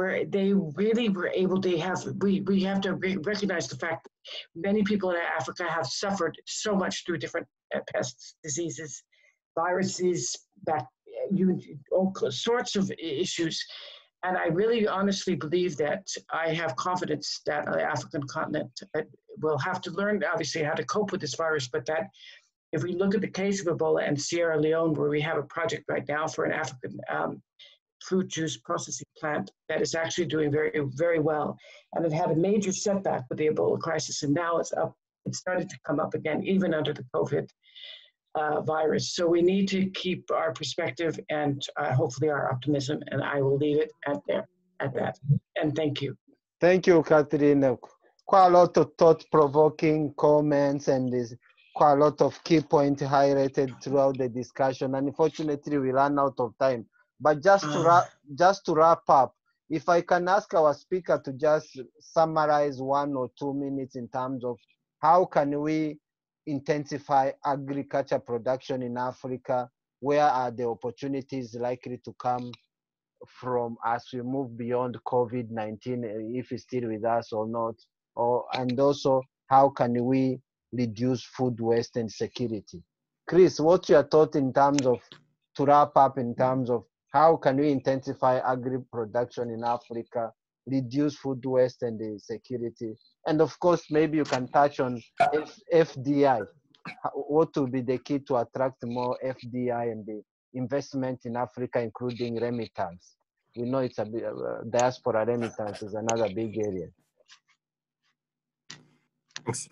Firstly, I'd like to say it's been a really good discussion, really good comments from all the speakers. And I think in particular, Mr. Chico was making the case better than I could about the challenges of early stage firms and the need for more support. I mean, my concluding remarks would be, I think many of the solutions are, but there needs to be more willingness to tackle these problems and put the solutions in place. And I think that comes down to understanding the realities on the ground. And I would encourage anyone involved in economic development, be they in government or in working for the donor agencies, to spend more time with SMEs, listening to entrepreneurs, listening to SMEs and understanding the day-to-day reality. Because it's small things that are putting a brake on the development of the sector at the moment. And if we can find a way of removing that brake, then there is potential for rapid progress to be made. Thank you, Chris, for that quick summary, very insightful. Chisamiso, what's your thought, your final comment in terms of based on what we've said, moving forward, how can we intensify agri growth and probably be able to reduce some of the key risks and barriers that are inhibiting progress? Thanks, Eugene, and if I may also just say thank you for putting such an insightful discussion together and a very interesting panel. My thoughts are a lot of what has already been happening in the last few years should not stop. Certainly, at least from where I stand, where I'm always receiving a lot of investment proposals, and I receive certainly a lot more investment proposals than I can respond to or participate in. To me, that already signals that there's a shift that's happened in Africa, or that is happening in Africa, where instead of waiting for someone to come and save us, people are beginning to work with what they have, where they are, and progress from where they're standing. I think sometimes one of the things that I think is a barrier is probably more in a mental setting than it is in a physical setting only, is that we tend to look at private sector, government development, and even NGOs or non-profit work all as separate buckets. I think if we're going to see Africa be transformed and move forward, we've got to stop this business of looking at all these things as separate. As long as the objective remains one of trying to make sure Africa becomes a lot more self-sufficient in food, which means it must have better agri-production systems, it must have fewer post-harvest losses, and therefore must have more product that moves from being seed into production, into post-harvest, into manufacturing, then that's the only way we can begin to start answering these questions correctly. So a challenge to you, Eugene, is next time we do want one or two people from the government on a panel like this, so that they don't look at us as private sector people, or we reduce this them versus us that sometimes happens in what we're trying to do. Because I think all of us, especially on this panel, we've basically demonstrated we're all trying to make sure that Africa becomes more proficient, more efficient in the way that it handles food production and food manufacturing. Thank you. Thank you, Chasima, for that short, brief summary. Warren, what's your thought in your closing remark in terms of what have been said? Moving forward, how can we intensify agriculture growth in Africa and hopefully be able to reduce some of the risk and the food security challenges that has been highlighted throughout the discussion? Yeah, thank you, Eugene, for first of all for inviting me and to this panel. Well balanced panel and very informative. One or two things is focus. I think as the agricultural sector across Africa, we need to focus on a few priority areas. Look into probably specific value chains.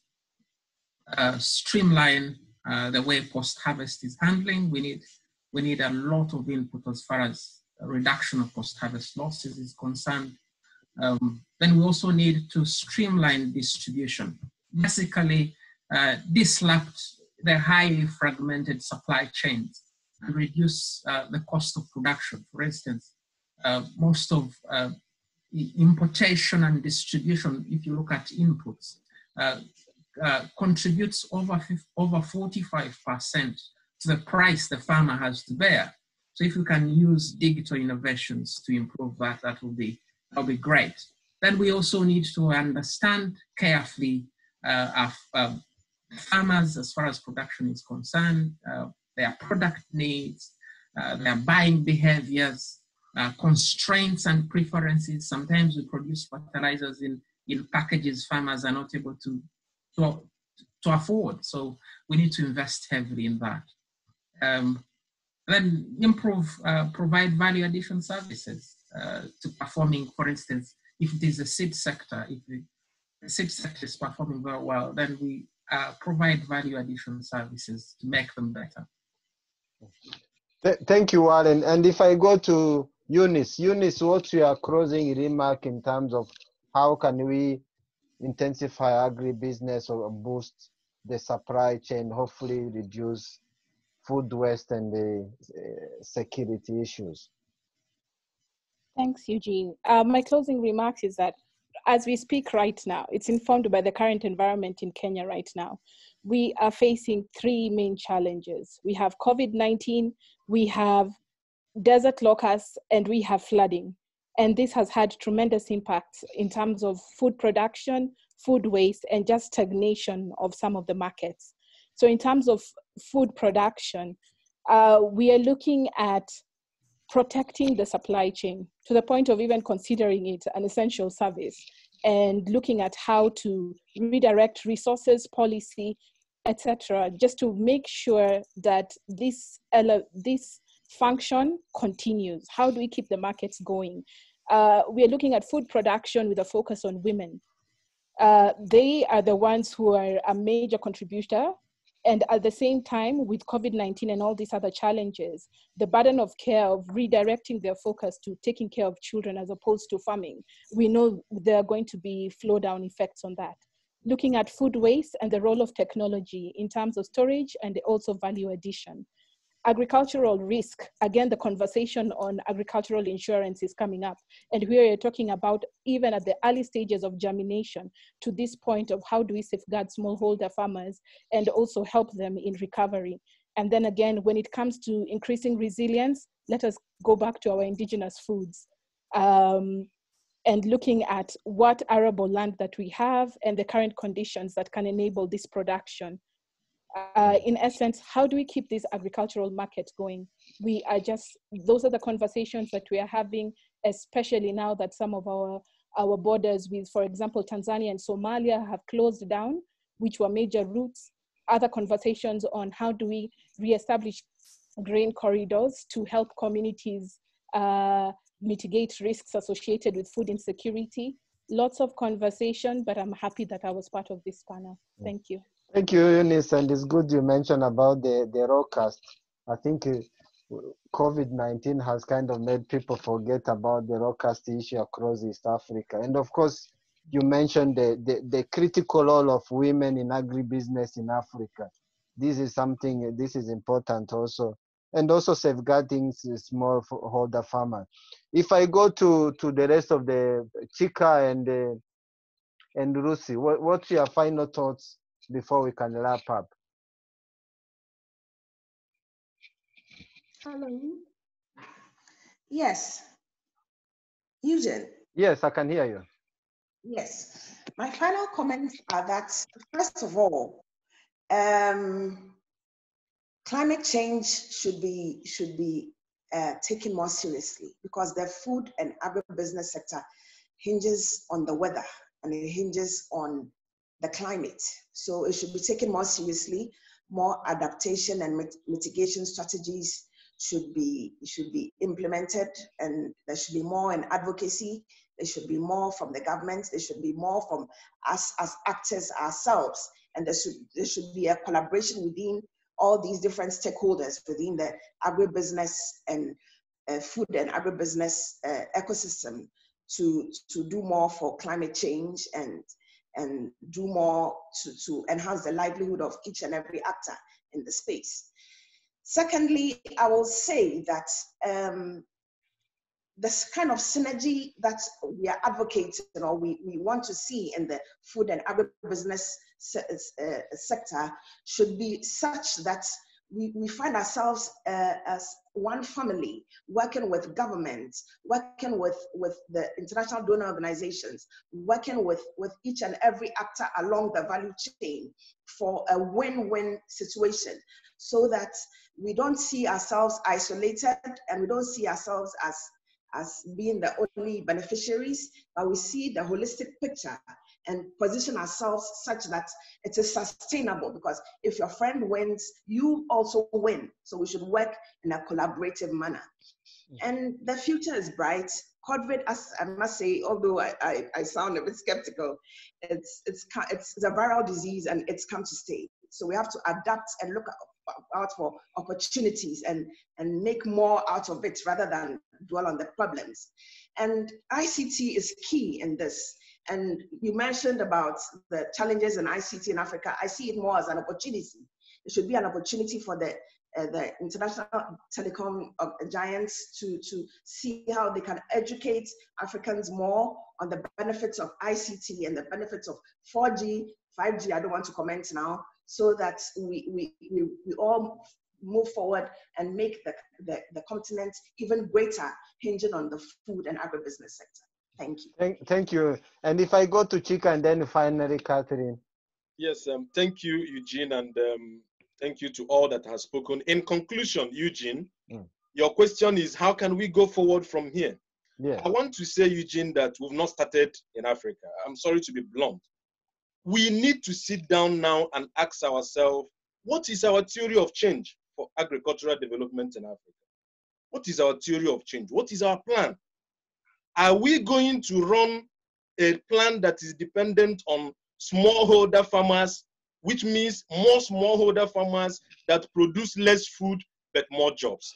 Or are we going to drive the growth on commercial agriculture, which means less farms, commercialized farms that produce more food but have less jobs? We must understand what our theory of change is. This is going to set the pace and the tone for our development. This is going to set the tone and the pace for our foreign direct investment attraction, for our diaspora investment attraction. So we must know what we want. Do we want to continue doing what we are doing over the past 50 years, which is dependence on smallholder farmers that produce less food but get more jobs, or the commercial farms? We must understand that these smallholder farmers, they are aged 60 at the average. In the next 20 years, 50 years, what is going to happen? Our population is moving exponentially from 1.something billion, 3 billion now, to about 2.something billion in 2050. So we must first get it right as far as our theory of change and our development plan is. Secondly, where are the opportunities, Eugene? Opportunity, the future is bright. The opportunity lies in Africa that converts ginger in its raw form to ginger powder. From raw cashew nuts in its raw form to processed cashew that is packaged. From wheat to bread. The future lies in Africa converting raw tomatoes that suffer 30% post-harvest loss to tomato paste. The future lies in Africa moving from cocoa to chocolate. So I want to see made in Ghana chocolate. I want to see made in Nigeria chocolate. The future lies in Africa moving from raw sesame seed to sesame oil. This is the future for Africa. And until we do this, the talk of our agribusiness getting into a 1 trillion by 2025 will only be a mirage. But if we do this, then we are able to get to the next level. The future, the opportunity lies in digital agriculture. Our smallholder farmers are aged average 60 years. The youth will never be attracted to agriculture if it is driven by cutlass, machete, and hoe. But digital agriculture is key to attracting youth in agriculture. Post-COVID, we have seen that the era of farmers one-on-one with extension workers is gone.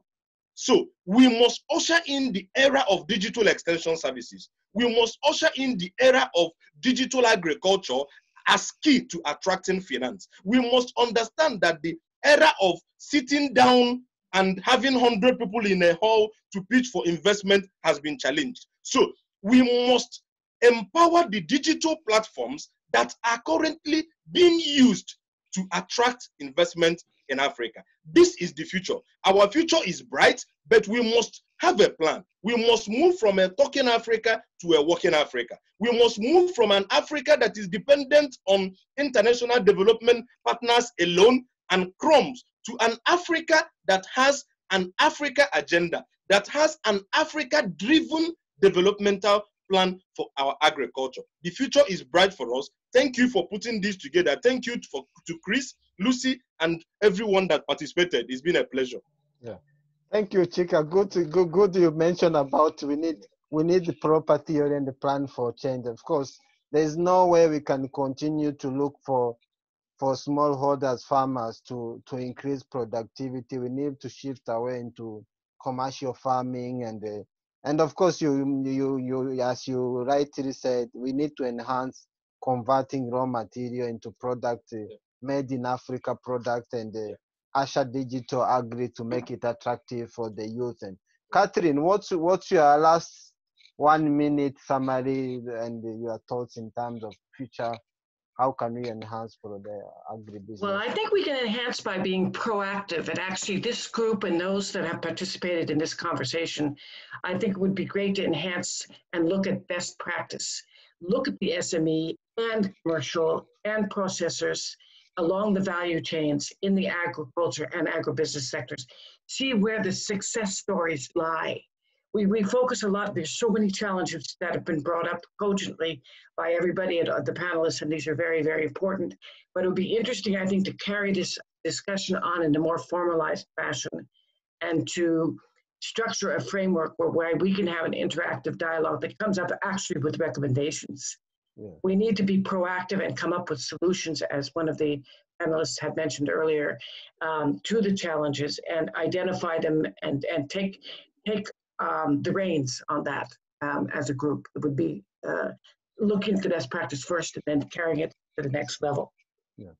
Thank you, Catherine. And as you mentioned, of course, it's our hope and our aim to make sure we proactively take some of these key issues that has been highlighted in this debate further and be able to come up with some solution or recommendation to some of the individuals or clients or the governments we are working with to be able at least to make a change. So you are right, we need to move away from talking to more proactive and unfortunately we've gone way beyond our time, but it's been amazing, very insightful and thought-provoking. I've learned quite a lot, and we are going to edit and make the video available for future viewing.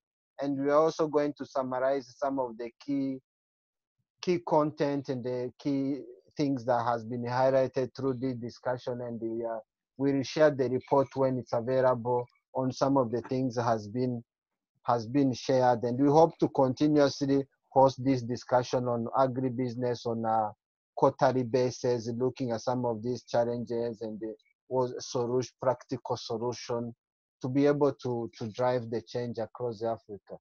Thank you so much for all the speakers, for your time, for sharing. It's been amazing having you, and thank you so much for your time and your support. And thank you. Thank you. Thank you, everyone. Thank you, Eugene. It's nice to meet all of you. Thank you so much. Stay safe, everyone. Bye. Yes. Thank you. Bye-bye. Yeah, bye-bye now. Bye. Stay safe. Yeah. Bye-bye. Bye.